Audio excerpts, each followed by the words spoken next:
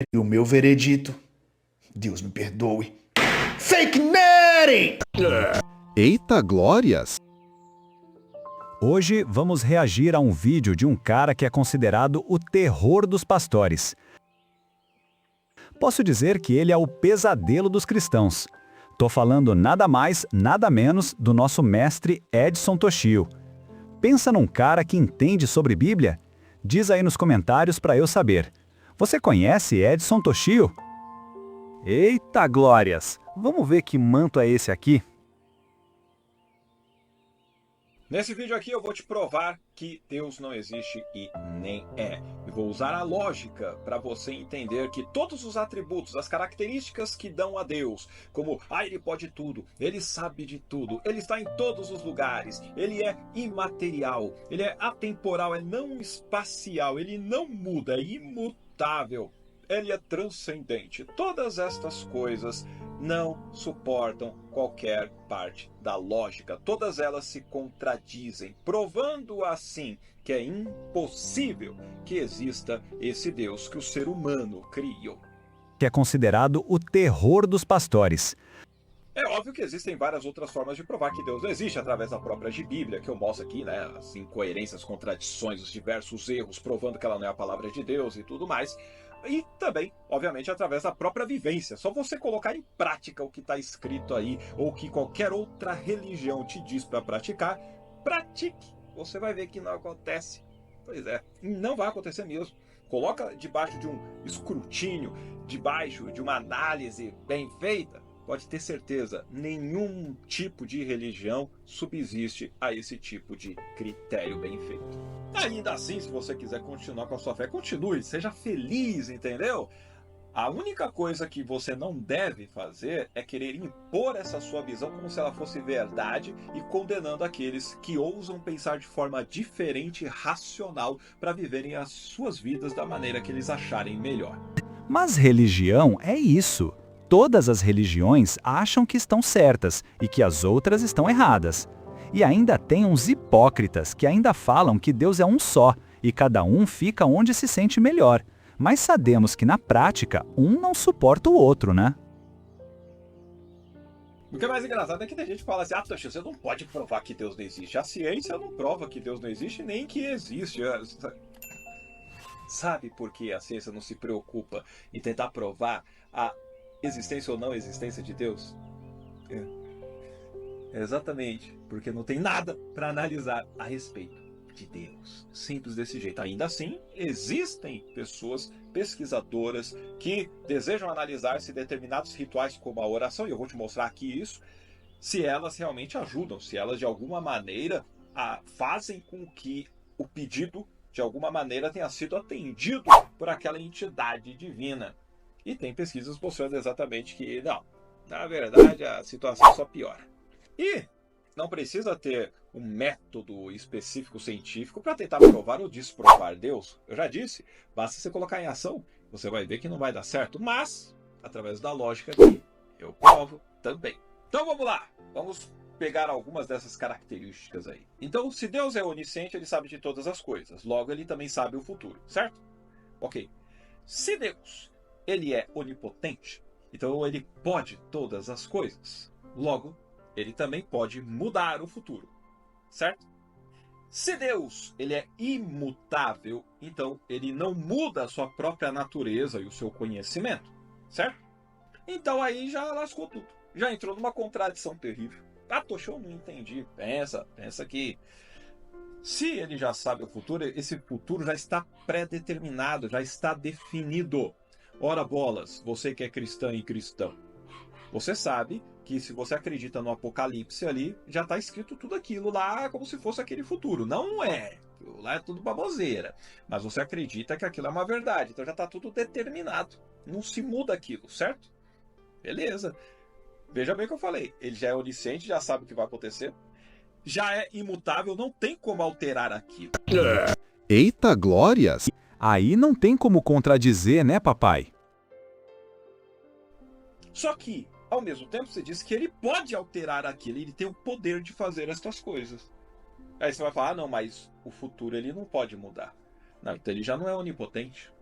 Ah, Toshi, mas é que ele não quer mudar. Aí a gente já vai ter um outro problema. Eu só estou pegando 3 características. Se eu falar então que ele não quer mudar porque ele deseja que as pessoas sofram eternamente, porque a maioria vai se fuder, né? Então eu já estou dizendo que esse Deus não é bom e nem é justo. Porque são outras características dadas a Deus, que ele é todo bom. Mas se ele é todo bom, por que ele criou o inferno?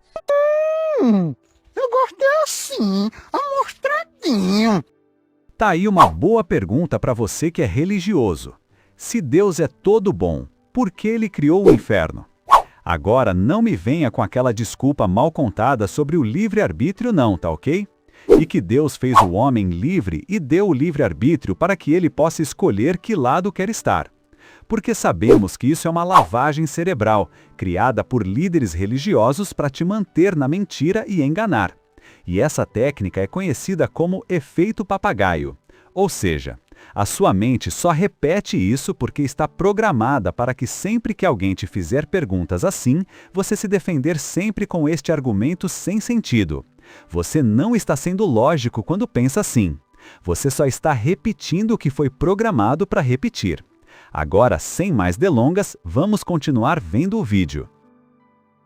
Já lascou também.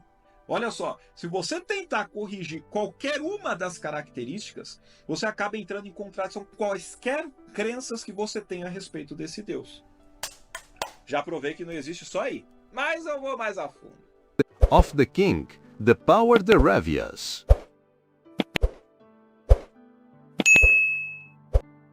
Tem muita gente que acredita que Deus responde orações, que é um Deus pessoal, certo? E que, obviamente, se ele responde orações, que ele também teria o poder de curar as pessoas, certo? Isso significa que, como a maior parte da galera acredita em Deus e faz orações e acredita e pede por cura e por milagres, obviamente, a taxa de pessoas que melhoram a sua saúde, que são curadas, deveria ser imensamente maior, não é? Exatamente porque elas fazem uso do artifício da oração para terem contato com esse Deus. Só que não é o que as pesquisas mostram. Não é o que a verdade, é só não precisa nem de pesquisa, né? Eu vou te mostrar. Mas é só você praticar aí. Quantas vezes você já orou e foi curada ou curado? E após, se você falar, eu recebi um milagre, você estava no hospital recebendo tratamento, não foi Deus, foi a ciência que te curou. Mas bora lá. Esse artigo aqui de 2006, que é de pesquisadores da Universidade de Harvard, da parte médica lá da Universidade de Harvard, inclusive com financiamento do Instituto Templeton, que é um instituto que busca, através da ciência, mostrar que existe alguma forma ligada com Deus aí no meio, por meio da ciência. Eles tentam fazer isso, entendeu? Tem essa galera trabalhando aqui e olha o que saiu. Aqui na revista Elsevier você vê o seguinte, ó. Estudo dos efeitos terapêuticos da oração intercessória. Em inglês fica com a sigla STEP. Em pacientes submetidos à cirurgia de bypass cardíaco, um ensaio clínico randomizado multicêntrico sobre incerteza e certeza de receber oração intercessória. Você vai pegar e vai ler isso aqui bonitinho, mas eu já vou trazer algumas coisas bem legais para você ver o resultado disso. Será que Deus respondeu às orações? Olha só. Olha o método que foi feito. Pacientes em 6 hospitais dos Estados Unidos foram aleatoriamente designados para um de 3 grupos. 604 receberam oração intercessória após serem informados de que poderiam ou não receber oração. 597 não receberam oração intercessória, mesmo após serem informados de que poderiam ou não receber oração. E 601 receberam oração intercessória após serem informados de que receberiam oração. A oração intercessória foi realizada por 14 dias, começando na noite anterior à cirurgia de revascularização do miocárdio, que aí você tem essa sigla CABG. O desfecho primário foi a presença de qualquer complicação dentro de 30 dias após a CABG. Os desfechos secundários foram qualquer evento grave e mortalidade. Olha os resultados. Nos 2 grupos, com incerteza sobre o recebimento da oração intercessora, ou seja, a pessoa que, pode ser que você receba oração, pode ser que não, por isso essa incerteza de recebimento, tá? Complicações ocorreram em 52%, 315 de 604 pessoas, dos pacientes que receberam oração intercessora, versus 51%, 304 de 597, dos que não receberam. Olha só que interessante, 52% daqueles que poderiam ou não receber oração tiveram mais complicações do que aqueles que não receberam a oração. 52% em um, 51% no outro. Mas olha só o que acontece. Complicações ocorreram em 59%, 352 de 601 pessoas dos pacientes com certeza sobre o recebimento da oração intercessora, em comparação com 52% dos que não tinham certeza sobre o recebimento da oração intercessora. Uau! Eventos graves e mortalidade em 30 dias foram semelhantes nos 3 grupos.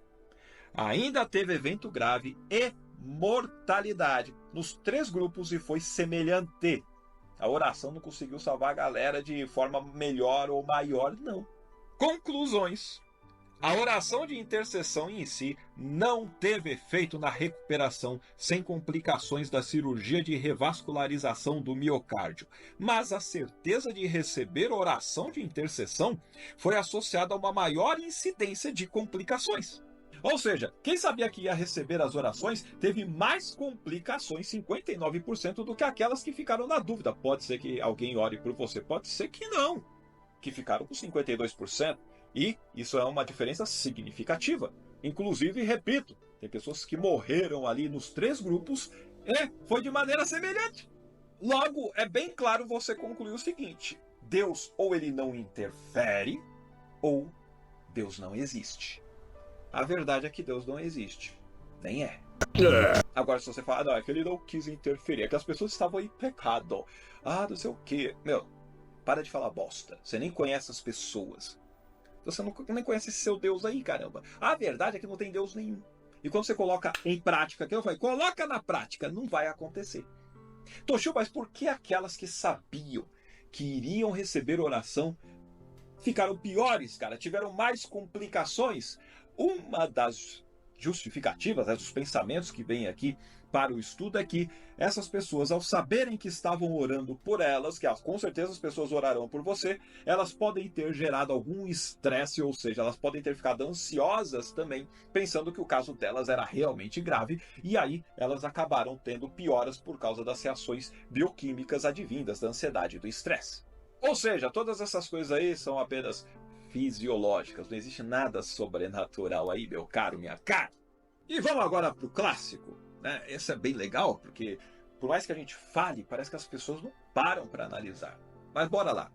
Se Deus é onipotente, e Deus é onisciente, e dizem que Deus é omnibenevolente, ou seja, Deus é bom, se isso tudo fosse verdade, ele sabe de todas as coisas, ele é todo poderoso e ele é todo bom. Eu vou acrescentar mais uma, ele é onipresente, ele está em todos os lugares.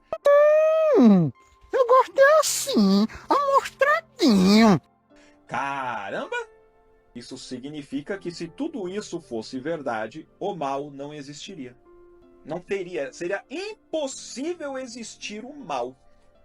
Até porque se ele é todo bom e ele está em todos os lugares, não há lugar para o mal. Não tem como.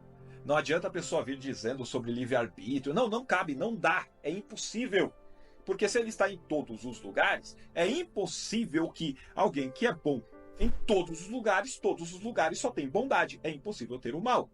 Toshio, mas você tem que entender que é a mesma coisa que a luz e as trevas. Também não, se Deus é luz e ele está em todos os lugares, onde é que tem lugar para trevas? Onde é que tem lugar para escuridão? Não dá. Pegou a ideia? Então, vamos lá.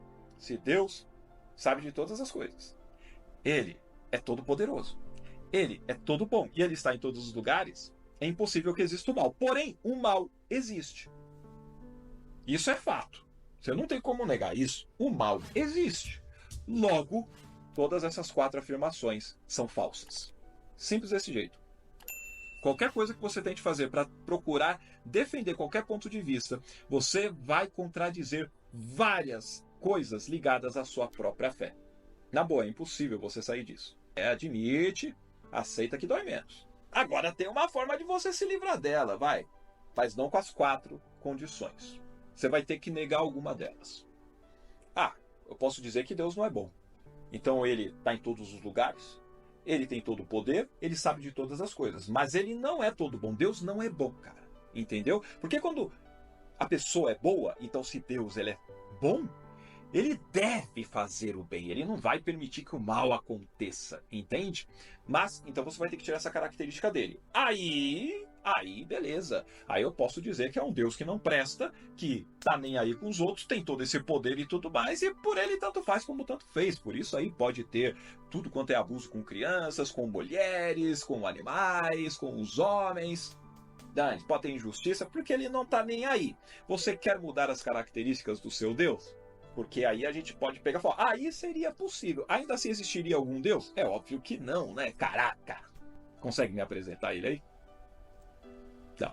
Mais outra prova que, obviamente, não tem como a pessoa sustentar esse tipo de crença se ela usar o seu cérebro é a seguinte. Livre-arbítrio, justiça de Deus e a ideia do julgamento final. Primeira coisa é o seguinte, se Deus sabe o que você vai fazer, então você não pode fazer diferente disso. E se você não pode agir diferente disso, fazer diferente disso, então você não é uma pessoa livre. Se você não é uma pessoa livre, você não tem livre arbítrio. Agora, sem essa liberdade, também não tem uma responsabilidade moral, afinal de contas não depende de você. E se, por acaso, Deus já sabe quem que vai se salvar e quem vai ser condenado, e tem as passagens deixando isso muito claro, que desde a fundação do mundo já tinha um livro da vida com os nomes de quem seria salvo, inclusive daqueles que obviamente não seriam, já sabia que não estava ali escrito, e o Cordeiro foi morto desde a fundação do mundo, ou seja, está tudo predestinado. Tem aqueles que são vasos de honra e aqueles que são feitos para desonra. Receba, porque Deus está te visitando aqui agora. Aleluia! Nébia, nébia, nébia, rabalachúbia. Power of the King, glória. Decandarábia, decandarábia, fogo de Deus aqui, ó. Recebe vitória, recebe prosperidade, of the King. Logo, se Deus já saberia quem vai ser salvo e quem vai ser condenado, para que julgamento? Qual o sentido disso? É por brincadeirinha de Deus? É? Logo, nessa perspectiva, as pessoas são apenas escravas. Deus pegou, criou ali do jeito que ele gostaria, como os bonequinhos. Cada um vai fazer o que ele acha de acordo com o roteiro que ele criou para cada personagem. E elas estão totalmente presas a isso. Só isso. Então você não tem livre-arbítrio, você não tem, então, por que ser condenado pela sua moral. Afinal de contas, não foi escolha sua. Pegou a ideia. Se você acredita na Bíblia, se você acredita em um Deus que tem essas características de saber de todas as coisas, já era, já está definido. Logo, não existe liberdade nenhuma. Você é um escravo e uma escrava desde sempre. Se você quer continuar acreditando nessa maluquice, cara, poxa vida, tá bom, seja feliz. Mas não venha dizer que isso é verdade, porque não faz o menor sentido. Sabe por quê? Porque se isso é verdade, a justiça de Deus já entrou em colapso total. Onde é que um Deus desse seria justo? Seria só um sádico brincalhão aí querendo ferrar com a vida dos outros, achando graça nisso, cara. Você quer ter esse Deus para você? Eu sei que na verdade você não quer, por isso que você criou uma versão diferente de Deus para você. Afinal de contas, o Deus que você acredita é totalmente diferente do Deus da pessoa do teu lado aí. Inclusive da pessoa que está na mesma denominação que você vai. Ah, você saiu da igreja? Pois é. Por que será que você saiu? Porque você não concorda com o que está lá, não é? Você criou a sua própria versão de Deus que é diferente da dos outros. Relaxa, eu também fiz isso. Todo mundo faz isso. Não tem só uma versão de Deus. Cada pessoa tem a sua própria versão. Mais uma prova aqui para você é o seguinte. Dizem que Deus é perfeito, certo? Então, se Deus existisse mesmo, ele deveria ser perfeito. Vamos tomar isso como se fosse uma verdade? Então, se Deus existe, então ele é perfeito. Outra coisa que dizem é que Deus é o criador do universo. Tá, então, se Deus existe, ele é o criador do universo. Mas aí começa a ter problema. É que assim, um ser que é perfeito, ele não pode ter necessidade. Ele não pode ter desejo, porque ele não tem falta de coisa alguma, ele é perfeito. Então ele não sente qualquer tipo de, sabe, depressão, ansiedade, angústia. Ele não sente falta de nada, cara. Não tem como, porque é perfeito, é completão, tá de boa na lagoa. Mas, Toshio, por que você está falando isso? É porque essas duas frases, essas duas premissas não fazem sentido. Se eu digo que se Deus existe, ele é perfeito. Aí eu digo, se Deus existe, ele criou o universo. Não dá. Porque para criar algo, é porque em algum ponto da vida dele, ele sentiu a necessidade, o desejo, ou sentir a falta de algo para fazer com que o universo existisse. Logo, se isso for verdade, esse Deus já não seria perfeito. Você entende? Um ser perfeito não pode criar o universo. E aí já colapsa essas duas premissas. Não tem como ter esse Deus que é perfeito que criou o universo. Não dá, não dá. É impossível. Ah, Toshio, mas não pode ser um Deus que criou o universo, mas que não é perfeito? Aí que eu falei, né? Você vai ter que pegar e negar as essências e características que as pessoas deram para esse Deus. Igual eu falei lá no outro. Ah, ele não é mais bom. Ele não é bom. E aí ele pode, de repente, na parte lógica, poderia se encaixar, né? Mas, ainda assim, isso não provaria que ele existe. Afinal de contas, ninguém criou o universo. A gente já sabe disso. Não tem nada de alguém que criou as coisas. A pergunta mesmo é, como é que as coisas aconteceram? O que houve para que assim tivesse, por exemplo, a expansão do universo? É isso que a gente pesquisa. Não tem nada a ver com quem. Esquece isso. Então, eu sei que você não vai querer mudar essa característica de Deus, né? Logo, é impossível que Deus exista, tá? Ainda assim, a gente poderia, até nessa mesma ideia, a gente poderia fazer assim, ó. Se Deus existe, então ele é perfeito. Se Deus existe, então ele é o criador do universo. Tá, mas um ser perfeito, ele cria coisas perfeitas, certo? Porque um ser perfeito criaria coisas imperfeitas, não faria sentido nenhum. Até porque ele é perfeito. Então, se ele, digamos que a gente permitisse ele criar as coisas, tá? Ele faria coisas perfeitas. Ainda assim, o universo existe, tá? Mas o universo não é perfeito. E aí? Só de pensar dessa forma, é impossível que um ser perfeito tenha criado o universo. Logo, não tem um Deus que criou o universo. E aí eu posso deduzir facilmente que não tem Deus nenhum. Tem uma outra forma também de te provar que, pela lógica, não faz sentido nenhum essa questão de Deus. Por exemplo, se Deus existe, então ele é imutável, certo? E se Deus existe, então ele é todo amoroso.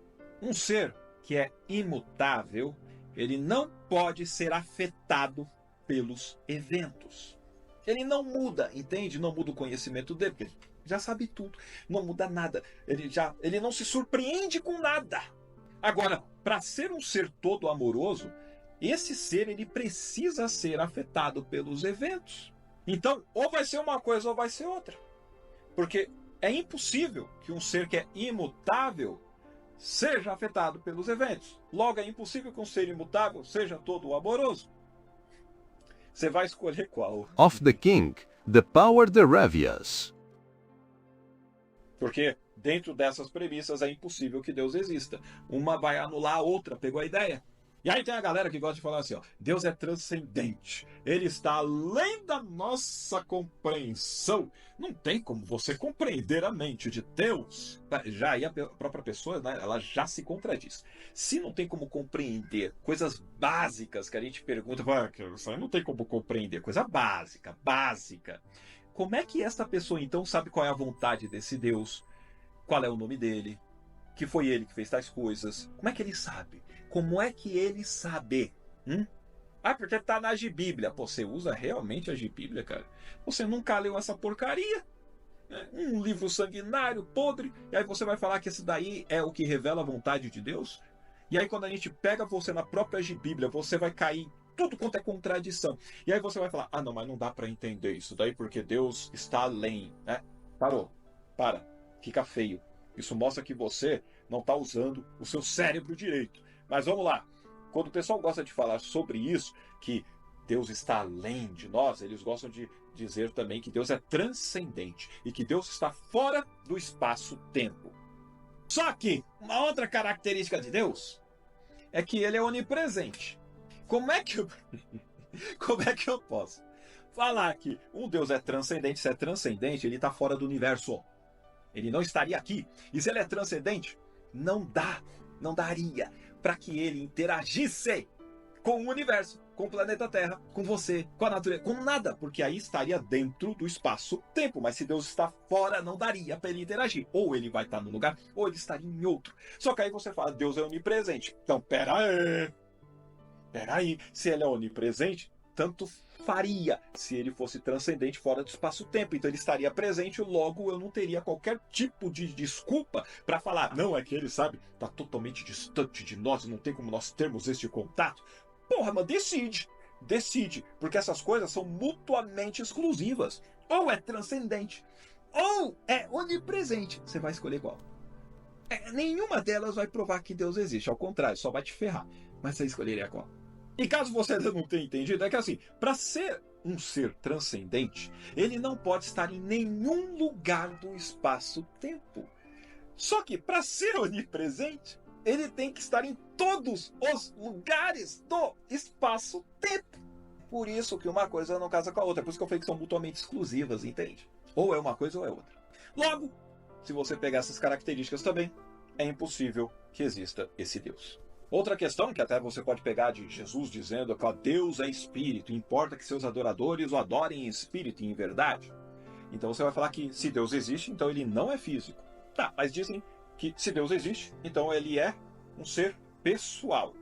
Ué, mas não tem como você ser uma pessoa sem ser física. Logo, também se anula, é impossível isso acontecer. Talvez você pense, mas Jesus se transformou em homem, então ele é o intermediário entre Deus e os homens. É mesmo? Chama ele aí, vamos trocar uma ideia com ele, vai. Tem umas dúvidas para tirar com ele agora. Chama ele, já que ele é um intermediário, já que ele é um intercessor, chama ele aí, vamos trocar uma ideia com ele. Ele não te responde? Não, tenta aí de novo. Será que o Wi-Fi tá fraco? O Wi-Fi celestial deu pau? Mas não era perfeito essas coisas lá? Não.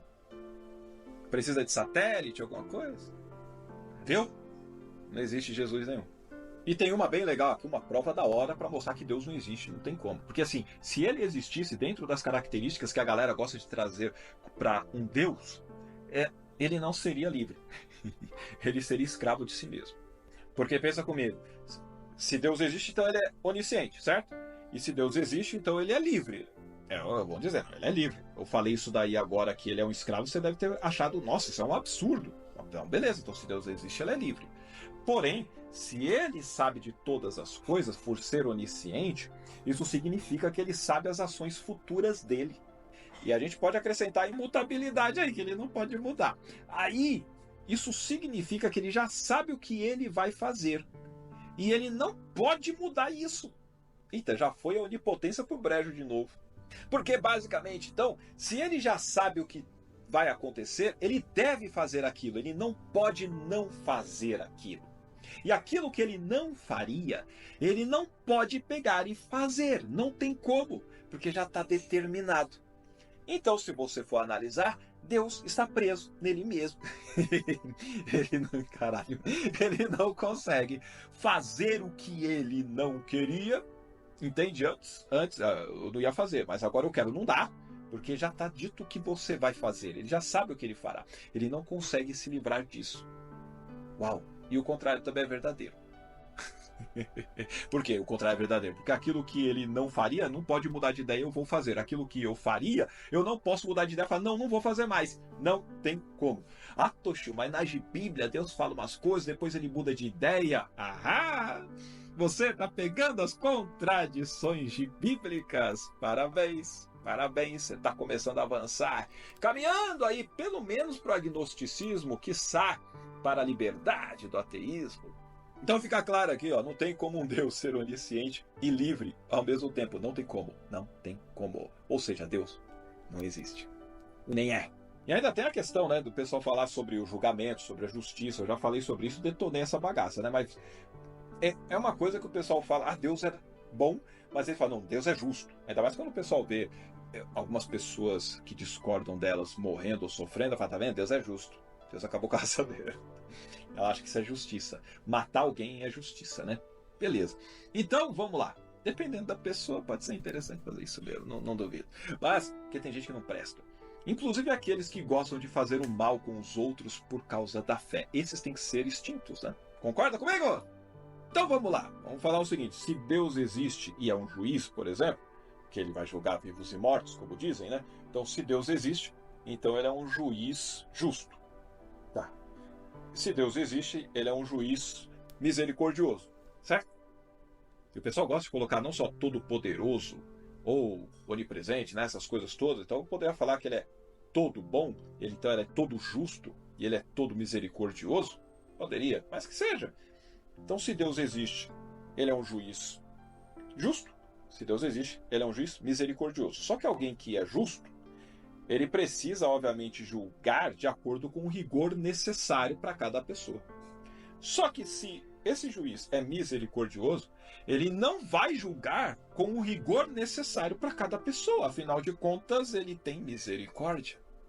Logo, uma coisa anula a outra. É impossível ter um juiz que é justo e que é misericordioso. Muito menos um que é todo justo e todo misericordioso. Logo, Deus não existe. E aqui, nesse vídeo, eu te provei, por meio da lógica, e usando os atributos que se dão a Deus, que ele, obviamente, é logicamente incoerente, contraditório, totalmente impossível de existir. Não tem como e ponto final. Ainda assim, quais outras características você tem aí desse Deus e que você acha que são viáveis? Deixa aí nos comentários. Ah, Toshi, mas pela lógica a gente não pode conhecer a Deus. Então você acabou de confessar que esse Deus é só fruto da imaginação, do delírio e da alucinação humana, que obviamente pela racionalidade, pela coerência, pela razoabilidade, não tem como você aceitar uma maluquice dessas. Logo, não é digno de confiança, não tem credibilidade alguma qualquer coisa que é dita a respeito desse ser. Coloca na tua cabeça, a lógica não é inimiga da verdade, não. A lógica é inimiga da mentira. E agora pensa aí, se o seu Deus precisa de contradições para ele existir, então ele não existe. E aí, gostou do vídeo? Deixa a sua curtida, lembra de se inscrever no canal se você ainda não está inscrito aqui. E você também pode me ajudar se transformando num membro, numa membra do canal e assim me ajudando financeiramente para levar essa mensagem para mais pessoas, ajudar a galera a sair da caverna. Outra cosita também importante é o Pix que aparece aqui na sua tela e tem na descrição do meu vídeo para que você possa me ajudar financeiramente a pagar os custos judiciais, porque tem gente que não gosta quando eu falo a verdade, sabe? Aí tem gente que entra com processo e isso sai muito caro e eu preciso da sua ajuda para que eu possa arcar com essas questões e obviamente continuar esse trabalho. Eu não vou parar. E se você puder com qualquer quantia, com certeza será muito bem-vindo. E desde já, muito obrigado a todos que têm me ajudado, viu? Sinceramente, existe uma pergunta que poucos têm coragem de fazer. Uma pergunta que muitos evitam pela vida inteira, mas que, quando finalmente encarada, abre uma porta que não se fecha mais. A pergunta é simples. Se o Deus da Bíblia existisse de fato, ele realmente seria Deus? E antes que alguém tente responder rápido demais, respira. Porque essa reflexão não é sobre ofensa, não é sobre crença ou descrença, é sobre lógica, é sobre maturidade, é sobre encarar a realidade com a coragem que poucos têm. A observação que muda tudo. Quando você abre a Bíblia, qualquer página, qualquer história, você percebe algo curioso. O Deus retratado ali sente. Sente amor, sente ira, sente ciúme, sente arrependimento, sente tristeza. E sente tudo com a intensidade de um humano impulsivo, preso dentro de um corpo limitado. E aí a ficha cai. Porque se existe um ser que sente tudo isso, um ser que experimenta emoções tão humanas, tão voláteis, tão imprevisíveis, então esse ser não está acima da humanidade, ele está imerso nela. A primeira grande contradição. Você já reparou que todos os sentimentos humanos, até os mais bonitos, nascem de uma mesma fonte? A limitação. O amor nasce da falta, a ira nasce da frustração, o ciúme nasce do medo, a raiva nasce do descontrole, a tristeza nasce da perda, a esperança nasce da incerteza. Um ser limitado sente, um ser infinito observa. Porque o que é ilimitado não se perturba, o que é eterno não se abala, o que é absoluto não oscila. Se Deus fosse Deus, no sentido mais puro, mais elevado, mais lógico, ele não teria emoções humanas, porque emoção é reação, e Deus, por definição, não reage, ele é. Mas vamos para a vida real. Pensa comigo. Quando você vê uma criança fazendo birra, você percebe que aquela explosão emocional nasce da falta de compreensão do mundo. Agora, imagina um ser que compreende tudo, cada átomo, cada pensamento, cada possibilidade. Como é que um ser assim sentiria raiva, ou ciúme, ou tristeza? De quê? Se ele sabe o início, o meio e o fim, se ele vê tudo acontecendo ao mesmo tempo, se nada o surpreende? Isso não é uma provocação, é só lógica. Um ser perfeito não muda de humor, não perde paciência, não se sente traído, não se arrepende. Porque arrependimento é quando você percebe que errou. E para perceber que errou, você precisa estar abaixo da perfeição. A segunda grande reflexão. Se existisse realmente um Deus de verdade, ele não seria amor, nem ódio, nem ciúmes, nem misericórdia, nem punição. Ele seria indiferença. E quando eu digo indiferença, não estou falando de frieza, crueldade ou desprezo. Estou falando de algo muito mais profundo. A ausência total de necessidade emocional. Porque um ser que não depende de nada, não deseja nada, não teme nada, não busca reconhecimento, não exige obediência, não reage. Ele simplesmente é. É como o mar. O mar não ama você, mas também não odeia. Ele só existe. A onda não te bate por raiva. Ela te alcança porque essa é a sua natureza. E a natureza não tem favoritismo, nem apego, nem birra. A terceira camada, a consciência. E é aqui que muita gente se perde. Mas se esse Deus seria indiferente, ele teria consciência? Essa é a parte mais incômoda da reflexão. Porque a consciência, essa que você está usando agora enquanto me escuta, também é filha da limitação. A consciência só existe porque existe um eu. E o eu só existe porque você não é o resto do universo. Você é um ponto separado dele.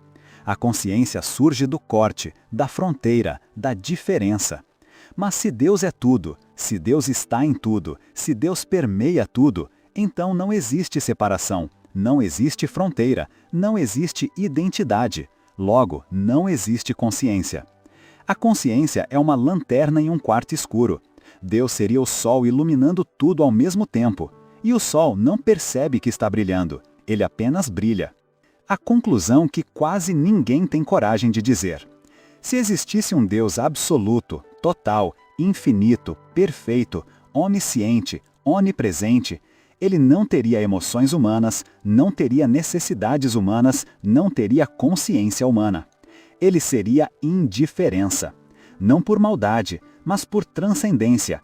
Indiferente como o universo, indiferente como o tempo, indiferente como a evolução, indiferente como a gravidade.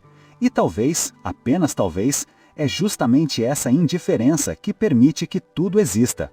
Porque se um Deus tivesse emoções humanas, ele seria apenas isso, um humano maior, mais poderoso, mais temperamental. Mas não seria Deus. O que isso significa para você?